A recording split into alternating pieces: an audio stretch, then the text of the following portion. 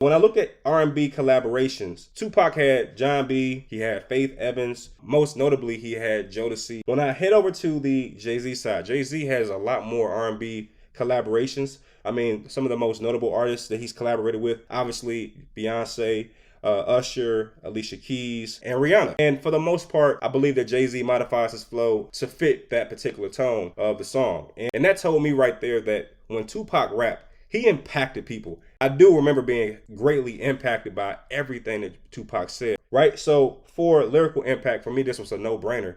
Tupac, I gave him a 10 out of 10. Now going over to the Jay-Z side, lyrical impact. Now for a certain demographic, I feel like they feel the same way I feel about what Pac was saying. I think when you talk about hustlers and people who were in the business of, making money and getting to the paper, I believe Jay-Z's words were impactful, very impactful. However, I do believe that at some point Jay-Z met a limit in terms of his reach because of his choice of topic. Like, I think anybody who is a Pac fan, and even those who are not fans of Pac but remember his era, he would just say stuff and it would just come true. Multiple sources tell me that Tupac sold 75 million records. Jay-Z has sold about 125 million records, right? With Pac, we got Poetic Justice, we got Gridlock, we got Juice, we got Above the Rim. He was the leading man in movies. And I thought for those reasons, I had to give Tupac a 10 out of 10. Without question. Moving over to the Jay-Z side, I would say the new wave of MCs and conscious rappers definitely come from the Jigga side of things. This might be a little controversial, but I gave him a 5.5. But when it comes to Tupac, I don't think I can trace Tupac's style and flow and delivery to anybody.